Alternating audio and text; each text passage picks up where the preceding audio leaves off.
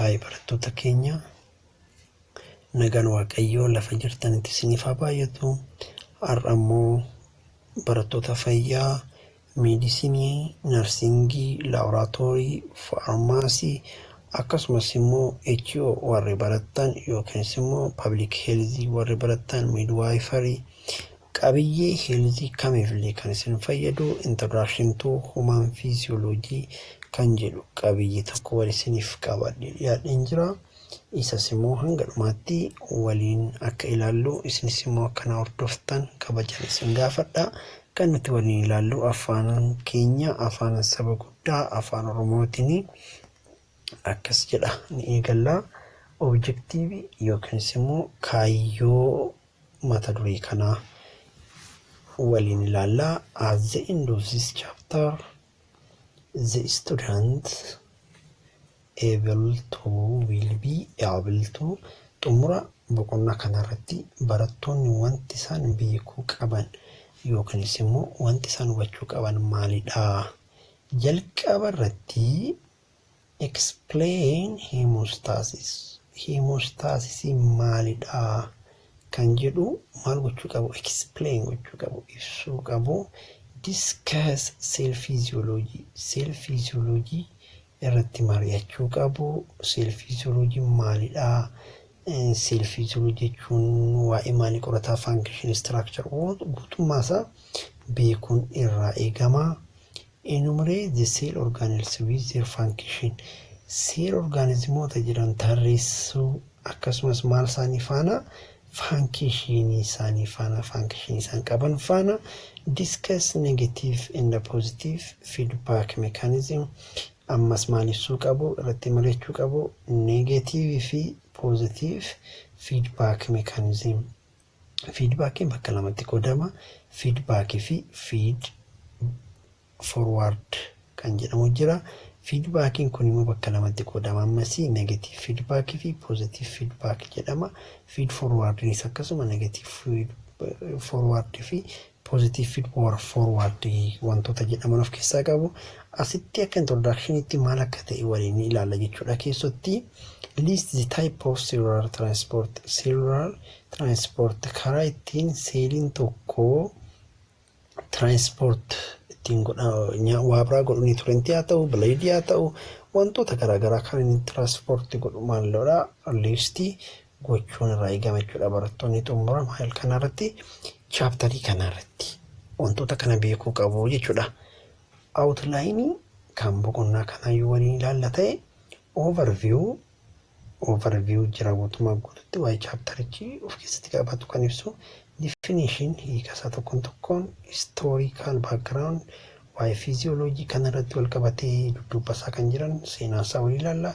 Hemostasis maal akka ta'e waliin ilaalla. Feedback control mechanism wantoota jedhaman wantoota ammas hin jedhe sana.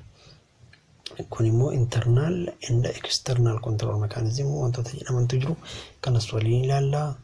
The cell jechuun maal jechuudha kan jedhu waliin ilaalla. Body fluid dhangala'aa qaamaa fi akkasumas immoo electrolyte wantoonni jedhaman qaamni keenya electrolyte malee jiraachuu akka hin dandeenye orgaanizimiin tokko beekamaadha. Electrolyte jechuun immoo kan akka soodiyem, kaalshiyem, pootaasiyeem wantoota argan kana waan kana waliin ilaalla jechuudha.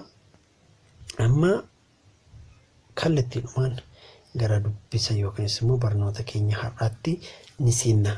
Overview. The human organism consists of trillions of cells working together for maintenance of entire organism. Human organism yookiin immoo dhalli namaa kuni trillions of cells trillion lakkaa'amerraa maal ta'eera jechuudha oomishameera yookiin walitti qabama seelota trillion lakkaa'amaniiti jechuudha.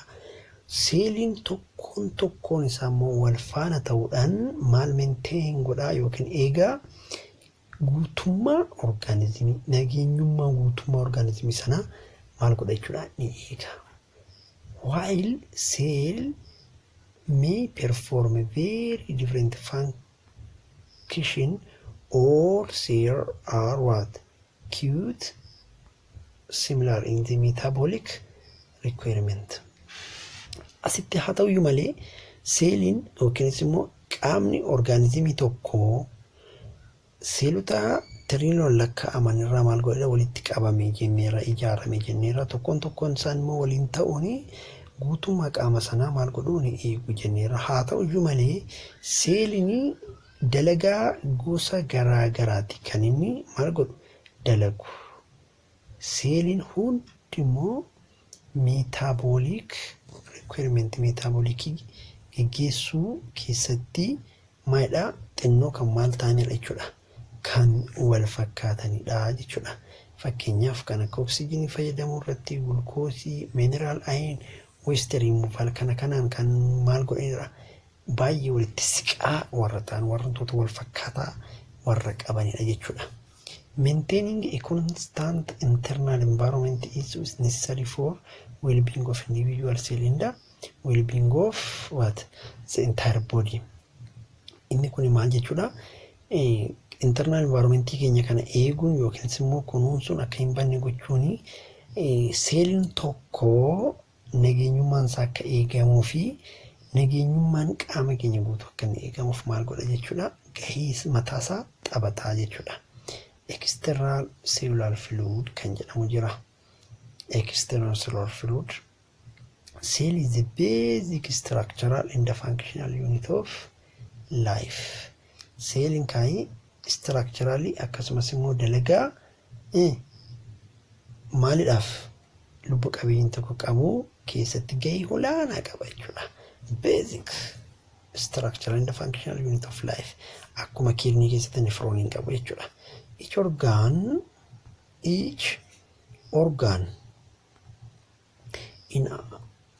organ in our body is aggregately 100 trillions of different cells held together by entire cellular supporting structure. Tokkoon organismiin qaama keenyaa kuni seelota tiriliyoona 100 lakkaa'aman irraa ijaaraman iyyuu malee jara kun immoo waliin ta'uudhaan ijaarsa qaama keenyaa kana kan maal godha keessoo ijaarsa qaama keenyaa yookiin immoo seelii kana warra sappoorti godhanidha jechuudha. These cells are passed with the fluid called extracellular fluid walitti qabamne yookiin immoo baasdiin dhangala'aa namaa jedhama. Extracellular fluid. Extracellular fluid jechuun fluid that fills the space between cells. Bakka duwwaa seelii walakkaa kan jiru kan guutu suni fills kan godhu sun maal jechuudha. Extracellular fluid jedhama. Which contain optimum amount of innis immoo kan inni of keessatti qabatu amount olaanaa nutrientii ta'a gaasii, hormoonii, enzaayimii, water and electrolyte kan of keessatti qabataa jechuudha. Thus, the function of each body system is to maintain what? Constant condition in a fluid. Asirratti kanaafuu function qaama keenyaa kun yookiin immoo sistema qaama keenyaa kun maaliif kan inni gargaaru bakka fluidin suni constant akka ta'uuf akka inni eegamu static akka inni ta'uuf kan gargaarudha jechuudha. Hemostasis jechuun immoo maal jechuudha? What is hemostasis? Maintenance of static constant condition in internal environment. Keessoon qaama keenyaa kun akka inni static qabu akka inni giddaramne dhaabbata akka inni ta'uuf kan maal godha kan eegudha jechuudha. Essentially all organs of the body perform their functions that help to maintain constant condition in the external cellular fluid. Organismoonni qaama keenyaa kun hundi jara dalagaa mataa isaanii qabu maal keessatti internal constant environmentally kana constant gochuu yookiin immoo static gochuu keessatti gahee olaanaa qabu. Fakkeenyaaf laangii haa fudhannu. Maintain the normal concentration of respiratory gas in the blood.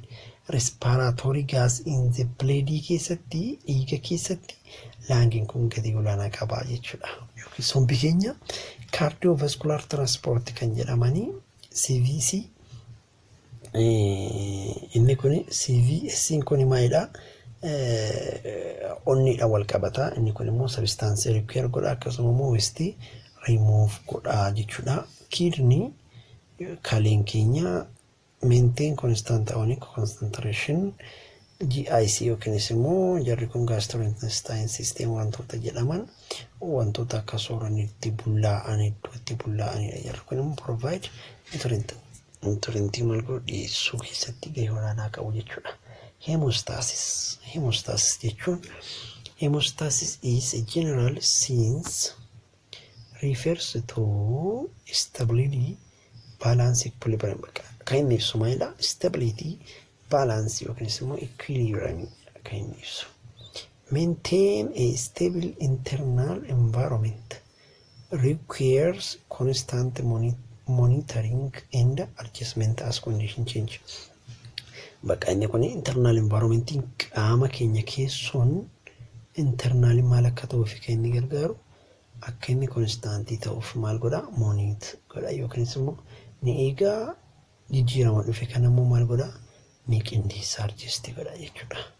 Adjustment of physiological system within the body is called hemostatic regulation. Hemostatic regulation jechuun maal jechuudha? Physiological system qaama keenya kana keessa jiru kan maal godhudha? Qaama keessa jiru kan adjust kan godhu yookiin dura duuba kan eegsisu maal jedhama? Hemostatic regulation jedhama.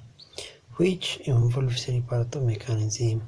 Innis immoo kan irraa dhufe paartii sadii qaama mechanism inni keessa darbu receptor, control and effector wantoota jedhaman. Asitti receptoriitu jira. Receive kan nuti goone sensoriidhaan. Sensoriin keenya kun central nervous system itti dabarsa. Central nervous system. Central nervous system keenya kun bakka meeqatti qoodama? Bakka lamatti qoodama. Brain and spinal cord. Brain and spinal cord keessatti maalidha kan godhamu? Control godhama. Erga monitor godhame booda maal itti dabarfama jechuudha? Effector yookiin gland itti